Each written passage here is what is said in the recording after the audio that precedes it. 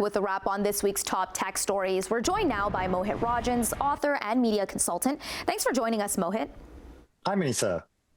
Social media app Bluesky has been trending all week as users are fleeing to the X competitor after the U.S. election. Now, the British newspaper The Guardian says it will no longer post on X. What does this mean for X users?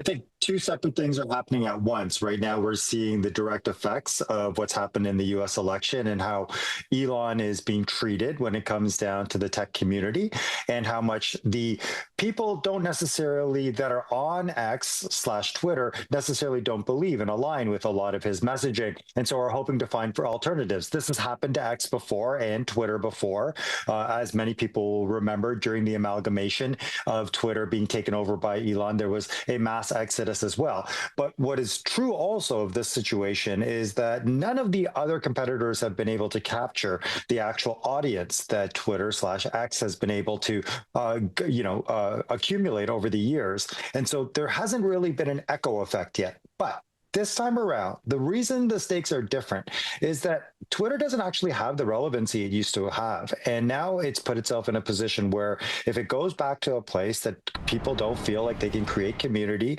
actually earn money and reach out to other people that are like-minded, we're probably seeing a different version of X starting to emerge. What does it mean for X now that Guardian is leaving the platform? The Guardian leaving is actually a little bit more of a sign of the detachment between how social media and traditional media are starting to work together. Look, when I worked in traditional media, it was really, really hesitant to actually start to use digital media tools as a way to amplify some of their content. This has not been an actual, great meeting of the minds when it comes down to these different platforms. I think the way the Guardian has responded is probably the way that major publications are going to start to respond around the world when it comes down to using social media platforms. We are witnessing in real time a navigation, a change within the social media platforms. And this might be one of the major signs that major media outlets don't necessarily need to be on all social media channels.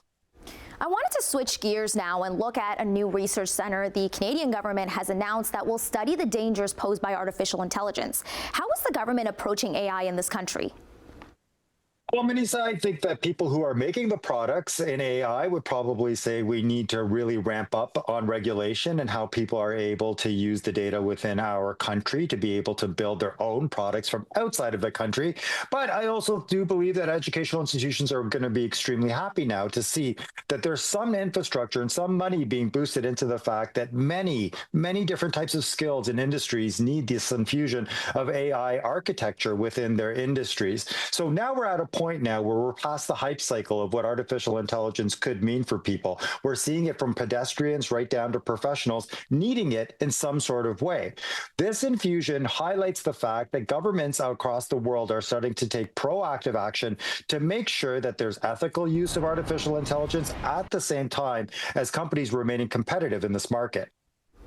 Speaking of artificial intelligence, Lionsgate struck a deal with AI firm Runway to use their film and TV library to train an AI model for future projects. How does this partnership change how content is developed?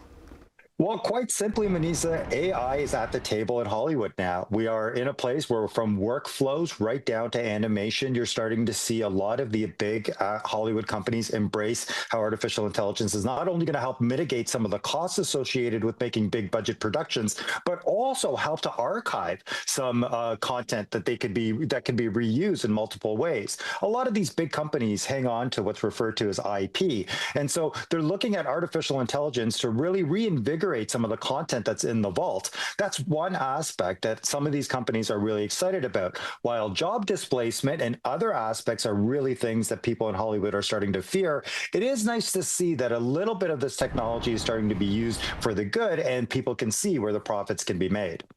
Thanks for joining us, Mohit. My pleasure, Manisa.